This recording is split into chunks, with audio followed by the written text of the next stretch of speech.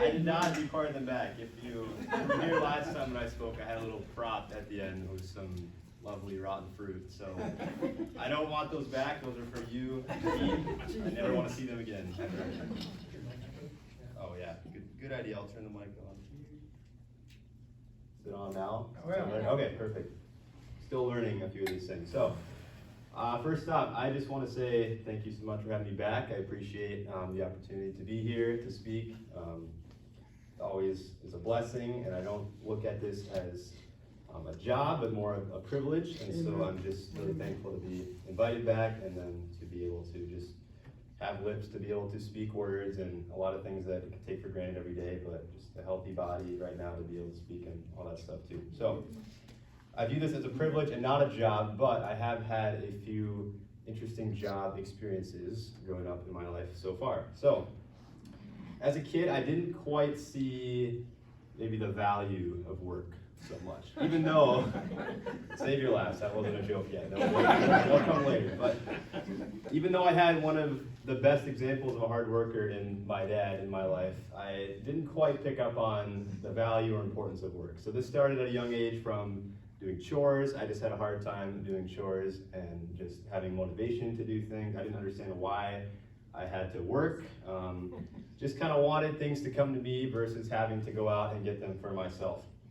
So I kind of made a few different excuses for why I shouldn't have to work, or why work was worthless, or whatever it was. So I have 4 examples here of a couple of jobs I've had, and an excuse I made kind of during each one that I'm going to share. And it's actually kind of cool because I see a couple of my coworkers from a couple of these jobs out in the crowd. So luckily our bosses aren't here, so we can really have some fun with what I share. So my first real job, which kind of was before my real job, but I still call it a job. It was working at the baseball fields in Becker. And so this was a job where I was homeschooled, and Max was working there with me. We were both homeschooled, and a couple other guys kind of off and on, but we would pretty much just go out, ride our bikes over to the baseball field, and we'd be in charge of like setting the bases at different lengths for different age groups of kids that would come and play baseball. You had 4 or 5 different lengths of different regulation baseball diamonds that they had to be set apart. Younger kids had to run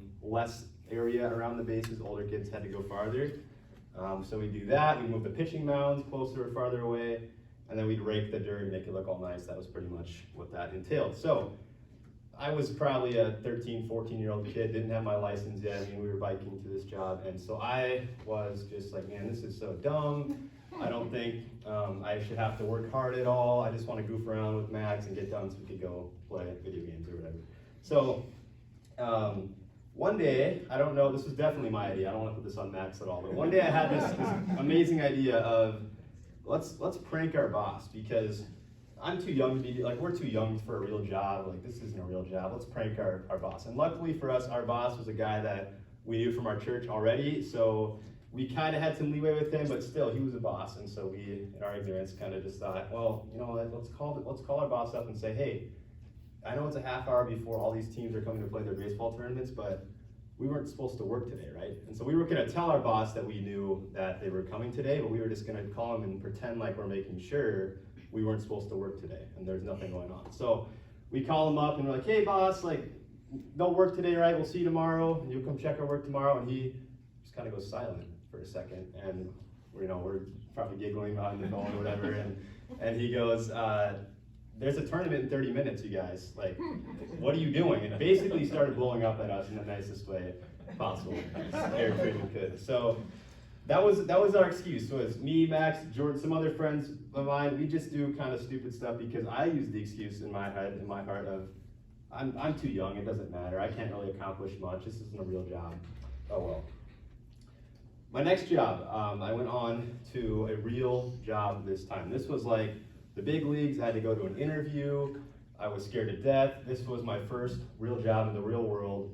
Very, very high quality job. Of course, McDonald's. That's where you're going. You go to McDonald's for your first real job. So I went through the training process from McDonald's. I was excited. I was working with Max again. I was working with some more friends. You know, again, I got my license this time, but I was still a young kid. And so, show up to McDonald's. We got the 5 a.m. to 1 p.m. shift starting off. So the very early morning shift. And I am not as excited as I was talking to my friends in the training process anymore. Now I'm like, man, I really gotta get up at 4:30 and go to work. So I get there and I do have another excuse this time. This time it's not that I'm too young, so I've matured immensely. Now I'm 16, I'm basically ready to go off in the real world. But my excuse now is I don't know what to do. And that was partly true. I mean, I'm pretty clueless when it comes to things like building things or handyman skills. I mean, if you know me at all, you probably don't need me to back that up at all. I'm pretty clueless at a lot of things. But I really didn't quite know what to do at McDonald's. I was genuinely clueless. And it was my first day. So I'm getting there and they're trying to find a job for me and they're like, the manager was basically going through, okay, cashier, you don't know that yet. Can you cook burgers? You don't know how to work the grill yet. Can you wrap things up and package the food? No. Here's what I'm gonna have you do. I'm gonna give you a rag and a bucket and you're gonna wipe things up for other people. And I was happy with that. That was something not too complicated. I could definitely handle that. So my excuse was still, I don't know what to do. And at first, my excuse was kind of starting to get away and it was gonna be gone because I actually could handle this job. Well, soon enough, I was wiping things up with my little rag, doing a great job, and my bucket that I was like wringing my rag out into disappeared. Someone must have just came by and thought it should be put away, and so they put it away. And so had just like freshly gotten my rag all wet, full of water, and I'm looking for something to wipe. I pretty much wiped the whole place down 2 times through by this point.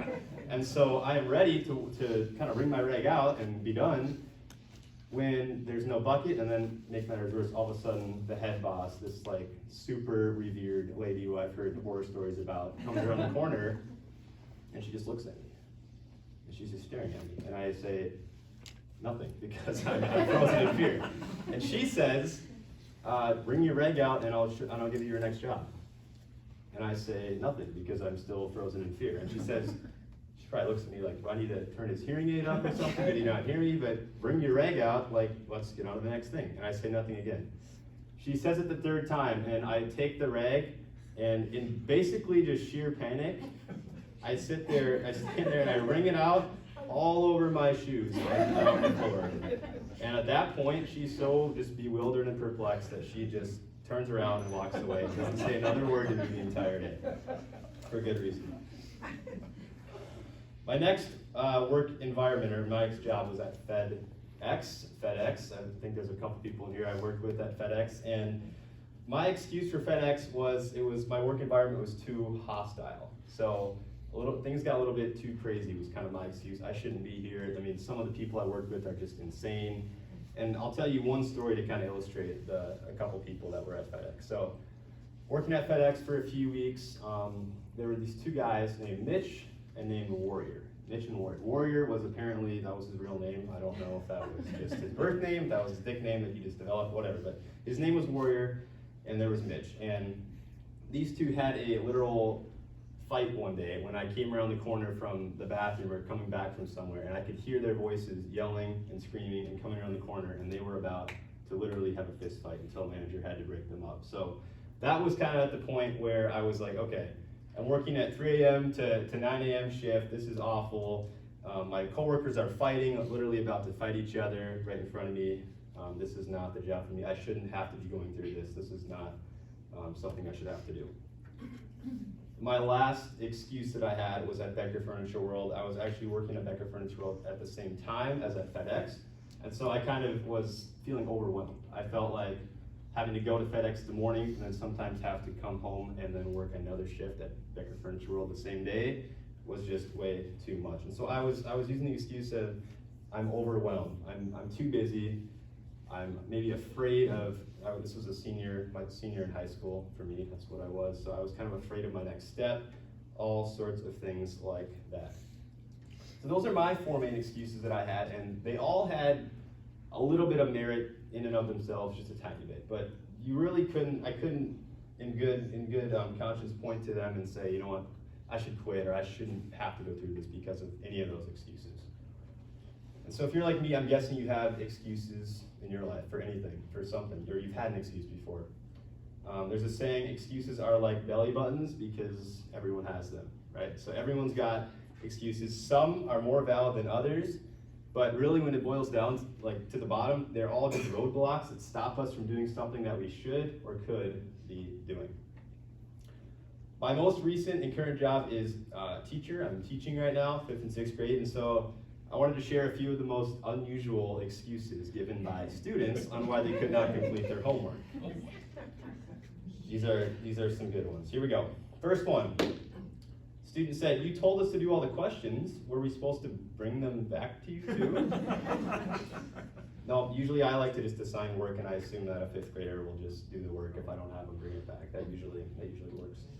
Another student said, "I left it in my shirt and my mom washed it." They must have had the same shirt as me in this little pocket and folded up their homework into a tiny square and put it in here, and mom washed it, and of course everything is mom's fault. Another student says, "I got soap in my eyes and it blinded me for the rest of the night." Okay, I can see that. Shower is a dangerous place for sure. For math homework, a student said, "I got a solar-powered calculator and the weather was cloudy. I couldn't do my math." The darn weatherman said it was going to be sunny, so I bought the solar-powered one. No. Another student said, "We had a fuse blow in our house and I had to ignite my homework to get enough light to see the fuse box to get the electricity back on." Another student said, "I evaluated my writing and I just decided not to bring it because it was so good that it would probably make other students feel bad about their own." I appreciate that they were looking out for other students. Another person said, "I didn't do it because I thought you," referring to the teacher, "already had enough of a workload to handle, so I didn't want to add to your workload." Now, maybe I would accept that one. So I gave all my excuses for my 4 different jobs, and I think it's safe to assume that, again, you all have excuses for things in your life right now. Whether we'd like to admit them or not, we all have them. Okay, I can kind of categorize them into 2 different things: positive excuses or negative excuses. And you might be thinking, yes, I'm going to be the positive excuse person. Well, they're both bad, so don't think that positive here means good, because that is not what that means here. Positive is just basically an excuse why you are doing a bad thing. So for instance, if you are binging a TV show at night instead of spending devotional time with God, that would be a positive form of an excuse. Like, I am doing something because of this. If you have a negative excuse, that's a reason why you are not doing a good thing. So for example, if you're not volunteering as much or at all to help someone or something in need because you're too busy or overwhelmed, that's a negative excuse. I'm not doing something good because I'm just too busy or overwhelmed. And while we all definitely need time to ourselves, time to rest now and then, the truth is we probably don't need that time as much as we'd like to convince ourselves that we do. If you have a Bible with you, I'd like you to open up to 1 John chapter 2. If you don't, that's all right. I'll be reading as well from my own. That's 1 John chapter 2, verse 3.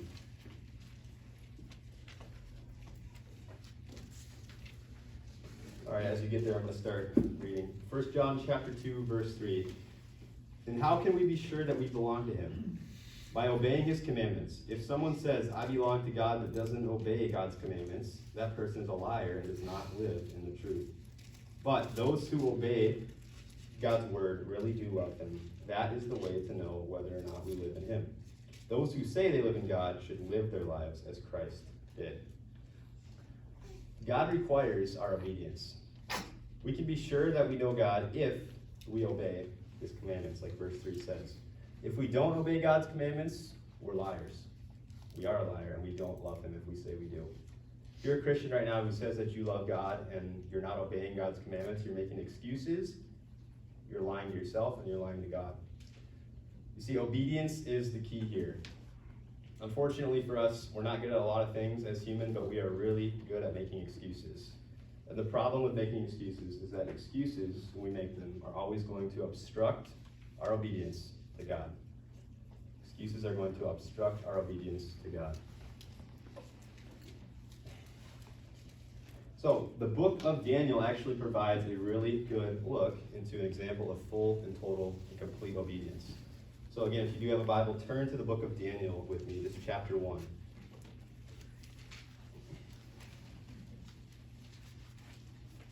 So one by one, you're going to actually see Daniel, in the book of Daniel, blow up each of the 4 flimsy excuses that I used for my 4 jobs. So let's take a look here. We'll be starting in Daniel chapter 1, verse 3. But Daniel actually gets rid of my first excuse before we even get started, and that is the excuse of I'm too young. You see, Daniel, and what we're about to read about him when he was doing a lot of these things that we're going to see, he was only 16 years old, just a teenager, around 16. So if you're an older person right now, you can just turn down your hearing aid or shut down your ears. This is for the young people right here. But if you're a young person, you don't have to use the excuse of I'm too young. You are never, ever too young for God to use you and for you to step out, take a risk, and step into what God has for you. Daniel did, and Daniel did some amazing things like we're going to see. So read with me Daniel chapter 1, verse 3. Then the king ordered Ashpenaz, who was in charge of the palace officials, to bring to the palace some of the young men of Judah's royal family and other noble families who had been brought to Babylon as captives. Select only strong, healthy, and good-looking young men, he said. Make sure they are well-versed in every branch of learning, are gifted with knowledge and good sense, and have the poise needed to serve in the royal palace. Teach these young men the language and literature of the Babylonians. So in other words, the king here is taking a bunch of super smart, super intelligent, super good-looking, just all-around good members of society from Judah and the line of Judah and from Jerusalem, and he's bringing them into Babylon, and he's going to try to assimilate them into Babylonian culture here, kind of turn them into Babylonians. So verse 5, the king assigned them a daily ration of the best food and wine from his own kitchens. They were to be trained for 3 years, and then some of them would be made his advisors in the royal court. Daniel, Hananiah, Mishael, and Azariah were 4 of the young men who were chosen, all from the tribe of Judah. The chief official renamed them with these Babylonian names. These are the more familiar names that you've probably heard. Daniel was called Belshazzar, Hananiah was called Shadrach, Mishael was called Meshach, and Azariah was called Abednego. Verse 8, but Daniel made up his mind not to defile himself by eating the food and wine given to them by the king. He asked the chief official for permission to eat other things instead. Now God had given the chief official great respect for Daniel, but he was still alarmed by Daniel's suggestion. My lord the king has ordered that you eat this food and wine, he said. If you become pale and thin compared to the other youths your age, I'm afraid that the king will have me beheaded for neglecting my duties. So Daniel talked it over with the attendant who had been appointed by the chief official to look after Daniel, Shadrach, Meshach, and Abednego. Test us for 10 days on a diet of vegetables and water, Daniel said. At the end of the 10 days, let's see how we look compared to the other young men who are eating the king's rich food. Then you can decide whether or not to let us continue eating our diet. So the attendant agreed to Daniel's suggestion, and he tested them for 10 days. At the end of the 10 days, Daniel and his 3 friends looked healthier and better nourished than the young men who had been eating the food assigned by the king. So after that, the attendant fed them only vegetables instead of the rich foods and wines. God gave these 4 young men an unusual aptitude for learning the literature and science of the time. And God gave Daniel special ability in understanding the meanings of visions and dreams. Okay, you remember what my second excuse was for McDonald's? Anyone remember? Were you paying attention out there? Intimidating boss. I don't know what to do. Yeah, I don't know what to do. I don't know if this is obeying or not. Okay, Daniel in this passage eliminates my flimsy excuse for I don't know if this is obeying or not. I don't know what to do. You see, verse 8, Daniel made up his mind not to defile himself by eating the food and wine given to them by the king. Daniel obeyed God before trying to figure anything out. His very first reaction was to go, you know what, I'm just going to obey God no matter what. No matter what my circumstances, I'm going to obey God first and as the first step. He knew what the right thing to do was, and he didn't pretend like he did not know. So he knew exactly what the right thing to do was. He could have used the excuse of, I don't really know if I should obey this, but instead he went and he said, I'm not going to defile myself by eating this pagan food. I'm going to stand up for myself and do something different. That brings us to the third excuse, Daniel's work environment. He could have said, you know, my work environment is too hostile. That was my third excuse. I was having some screaming fights and some actual physical fights, at least one, at FedEx, and I was thinking my work environment is too hostile. I shouldn't have to be put through this. This is ridiculous for me. Babylon was the worst of the worst at this time for a Christian like Daniel. And the king was changing everything about Daniel's way of life. He was being asked to assimilate into every single facet of this Babylonian pagan culture. But through all the forced changes, Daniel didn't just give in. He didn't just give up. He didn't sit out and go along with it, and he didn't cause an uproar and start protesting and rioting and all in the name of God either. He didn't do either of those two options. You see, he found a third path. He collaborated with his overseers, and he tried to find a solution which was, in the end, successful. Instead of just sitting out and saying, you know what, I'll go along with this Nebuchadnezzar stuff. You know, if God really wants to change things around and help me out, he will. But for now, I'll just go along with this pagan stuff. He didn't do that. He also didn't cause a huge scene and cause a ruckus and say, you know, this is ridiculous. I'm fighting to the death, any of that. He kind of met in the middle, and he found a creative solution, which was to collaborate and say, hey, why don't we test my God's diet, this better diet, and if it works, awesome. If it doesn't, okay, then I'll do your diet. You see, sometimes we think we've come to just this fork in a road where we either have to go left or we have to go right. We have to take option A or we have to take option B. That's not always the case. You know, with some thought and some thoughtful prayer, you can actually figure out another way when it seems like you're stuck sometimes. Christians can embrace work in non-Christian and even hostile work environments with suitable safeguards. Daniel found a way to still honor God without acting confrontationally and causing a scene, and you can too. All right, the last excuse that Daniel got rid of. My last excuse as I was working at Becker Furniture World at the same time as FedEx was I was overwhelmed. I was saying I'm overwhelmed, I'm busy, I'm afraid for my future. Those are my excuses I used for that job. I wanted to just kind of quit, and I'd rather have had a summer of just nice, easy, freeloading my parents' basement and playing video games, right? But for whatever reason, I didn't quite get to that point, and I stuck it out. But I was still using the excuse in my head of I'm overwhelmed and afraid and busy. Daniel could have used the excuse that he was afraid of what would happen if he couldn't figure out the king's dream. This is happening in chapter 2. So I want you to turn to Daniel chapter 2 if you still have your Bible out. We're going to do a little bit of reading for Daniel chapter 2. So starting at verse 1. Still dealing with King Nebuchadnezzar here. It's a different little story. So one night, during the second year of his reign, Nebuchadnezzar had a dream that disturbed him so much that he couldn't sleep. He called in his magicians, enchanters, sorcerers, and astrologers, and he demanded that they tell him what he had dreamed. As they stood before the king, he said, I have had a dream that troubles me. Tell me what I dreamed, for I must know what it means. Then the astrologers answered the king, Long live the king. Tell us the dream, and we will tell you what it means. Seems like a simple enough reply there. But the king said to the astrologers, I'm serious about this. If you don't tell me what my dream was and what it means, you will be torn limb from limb, and your houses will be demolished into heaps of rubble. But if you tell me what I dreamed and what the dream means, I will give you many wonderful gifts and honors. Just tell me the dream and what it means. This must have been some dream if King Nebuchadnezzar is getting this animated and upset about this. They said again, Please, your majesty, tell us the dream, and we'll tell you what it means. Simple enough, again. Why won't the king just tell them what his dream was so they can decipher it for him? The king replied, I can see through your trick. You are trying to stall for time because you know I'm serious about what I said. If you don't tell me the dream, you will be condemned. You have conspired to tell me lies in hopes that something will change. But tell me the dream, then I will know that you can tell me what it means. So Nebuchadnezzar is so serious about this. He wants to make sure there is absolutely no lying, no deceitfulness going on here. So he says, you have to tell me what I dreamed first, so I can make sure that you're really going to be honest and you actually have a true account of how to decipher this dream. So not only is he demanding that they decipher the real meaning of his dream, but he's demanding that they tell him what his dream was first. I mean, that's a miracle right there, let alone deciphering that for him. Okay, these guys are proudly shaking in their boots here, and so their reply is, in verse 10, there isn't a man alive who can tell your majesty his dream. Right, that's like a 1 in a trillion shot to guess that right. And no king, however great and powerful, has ever asked such a thing of any magician, enchanter, or astrologer. That is an impossible thing that the king requires. No one except the gods can tell you your dream, and they do not live among people.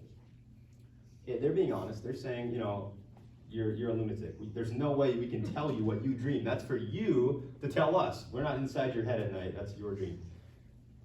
But the king was furious when he heard this, and he sent out orders to execute all the wise men of Babylon.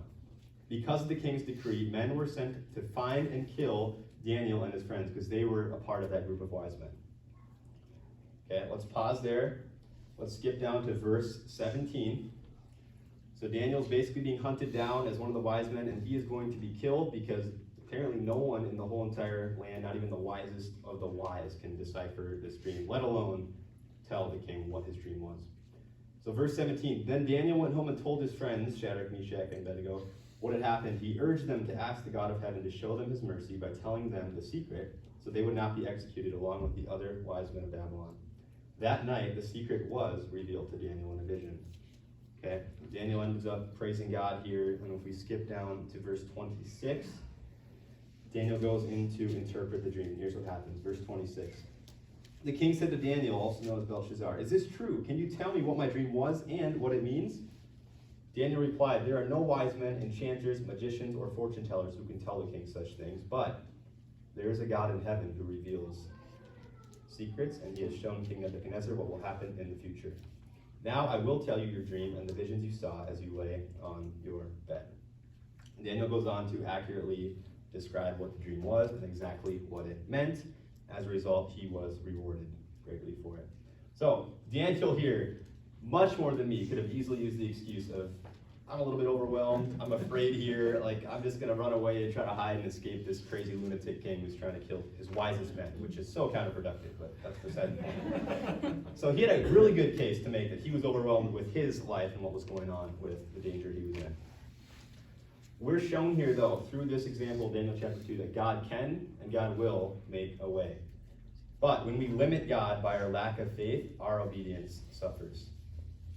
You see, Daniel went straight to God before anything else. He didn't try to make a single excuse. He didn't try to stop and say, you know what, I'm afraid that this will happen, so I'm going to take a rain check on this, God. He didn't say, you know what, I've been really busy lately.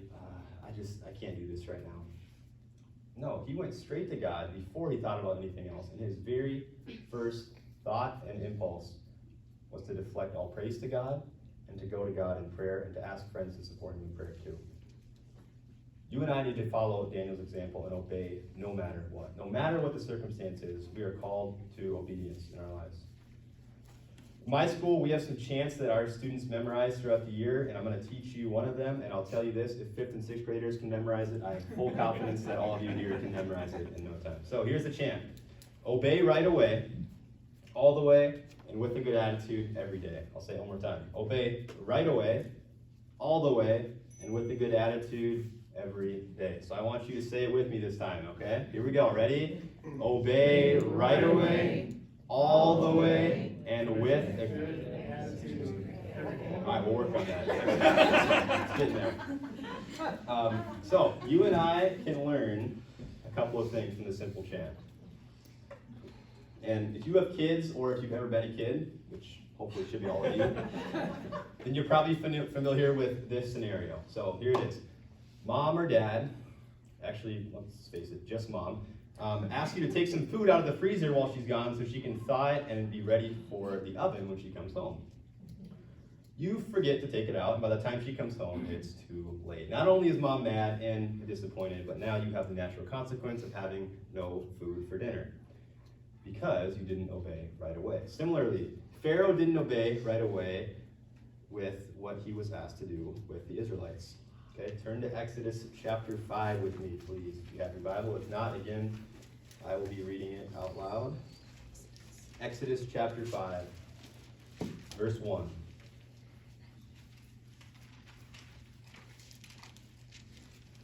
So Exodus chapter 5, verse 1, the section's titled, God Sends Moses to Pharaoh. And here we have Moses and Aaron speaking to Pharaoh. So verse 1 says, after this presentation to Israel's leaders, Moses and Aaron went to see Pharaoh. They told him, this is what the Lord, the God of Israel, says, let my people go, for they must go out into the wilderness to hold a religious festival in my honor. Okay? Now, if Pharaoh was listening to my message today and he was going to obey right away, he would literally just have to say, all right, go ahead, I respect you and your God, they can go free. But this was well before the time of my message. So unfortunately, it says Pharaoh retorted, is that so? And who is the Lord that I should listen to him and let Israel go? I don't know the Lord, and I will not let Israel go. But Aaron and Moses persisted. The God of the Hebrews has met with us, they declared. Let us take a 3-day trip into the wilderness so we can offer sacrifices to the Lord our God. If we don't, we will surely die by disease or the sword. Who do you think you are, Pharaoh shouted, distracting the people from their task? Get back to work. Look, there are many people here in Egypt, and you are stopping them from doing their work. Pharaoh is not obeying right away. We're going to see what happens if you turn to Exodus chapter 12. I'm skipping over all of those wonderful 10 plagues that you've probably all read about or heard about before. We're going to skip right to Exodus 12, verse 31. It says, after all those terrible plagues happened to Pharaoh and his people, and so at the very end of it, after the first 9, the 10th with the first one, son dying of every family, Pharaoh finally, in verse 31, he sends for Moses and Aaron during the night, and he says, leave us. Go away, all of you. Go and serve the Lord as you requested. So in the end, Pharaoh still had to obey God, whether he liked it or not. Right? God gave him the option at first. Here's the command. Are you going to be obedient? He chose in that moment to not be obedient. As a result, he ended up going through, with his nation, those 10 plagues. Terrible, terrible hardship, terrible suffering. And it all could have been avoided if he would have just obeyed right away.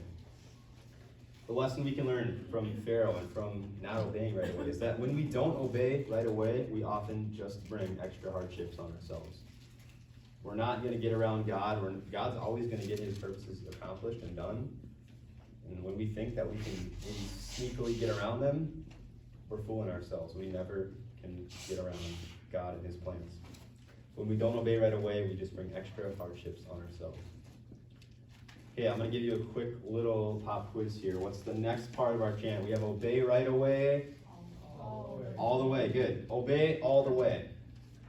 When you hear obey all the way, what comes to mind from maybe a story in the Bible or something biblical that you think of? When you think of someone or something obeying all the way, just think to yourself for a couple seconds. Obeying all the way. Okay. There's a couple of good examples that we could have looked at here, but I chose Genesis chapter 22. So if you want to turn to Genesis chapter 22, we're going to look at Abraham and Isaac and their story. Genesis chapter 22, verse 1. So Genesis chapter 22, verse 1 starts off, later on, God tested Abraham's faith and obedience. Abraham, God called. Yes, he replied, here I am. Take your son, your only son, yes, Isaac, whom you love so much, and go to the land of Moriah. Sacrifice him there as a burnt offering on one of the mountains, which I will point out to you. The next morning, Abraham got up early. He saddled his donkey, took 2 of his servants with him, along with his son Isaac. Then he chopped wood to build a fire for a burnt offering and set out for the place where God had told him to go. On the 3rd day of the journey, Abraham saw the place in the distance. Stay here with the donkey, Abraham told the young men. The boy and I will travel a little farther. We will worship there, and then we will come right back. Abraham placed the wood for the burnt offering on Isaac's shoulders, while he himself carried the knife and the fire. As the 2 of them went on together, Isaac said, Father? Yes, my son, Abraham replied. We have the wood and the fire, but where is the lamb for the sacrifice? God will provide a lamb, my son, Abraham answered, and they both went on together. When they arrived at the place where God had told Abraham to go, he built an altar and placed the wood on it. Then he tied Isaac up and laid him on the altar over the wood. This is a father tying up his own son and laying him on an altar. Abraham took the knife and lifted it up to kill his son as a sacrifice to the Lord. And at that moment the angel of the Lord shouted, Abraham, Abraham! Yes, he answered, I'm listening. Lay down the knife, the angel said. Do not hurt the boy in any way, for now I know that you truly fear God. You have not withheld even your beloved son from me. Then Abraham looked up and saw a ram caught by its horns in a bush, so he took the ram, sacrificed it as a burnt offering in place of his son. Okay, Abraham could have chosen to try to get out of obeying God all the way here. He could have tried to bring his own animal sacrifice. He could have tried to not go on the trip at all. He could have tried a whole lot of different things to get out of this. But what's really special about this story is that Abraham had complete faith that if he obeyed God all the way, no matter what that looked like it would mean, him losing his only son, he was still going to obey God no matter what. See, our obedience to him should trump everything else. No matter what it looks like might happen if we obey God, if we know what it is that we need to obey and we don't do it, that's not the right thing to do. Our obedience to him needs to trump everything else. And when we do obey him all the way, we show that we love him and that we know him and that he is number one in our life and more important than everything else. Okay, lastly, we were through obey. What's the first part? Obey. Right away. That was kind of a mumble. Let's try that again. Obey right away, all the way, and with a good attitude every day. A couple of you are getting extra credit. I appreciate you. Obey with a good attitude every day. One of the Bible's greatest encouragers and instructors was a guy named Paul. And he faced various tests, tons of trials throughout his life, oftentimes to the point of death.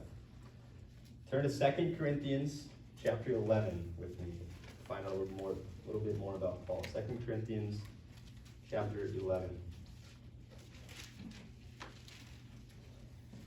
So Paul was a guy who had a remarkably good attitude, but it doesn't really make sense why he had such a joyful and positive attitude, because this was a person that went through, probably besides Jesus, the most hardship that's recorded in the Bible.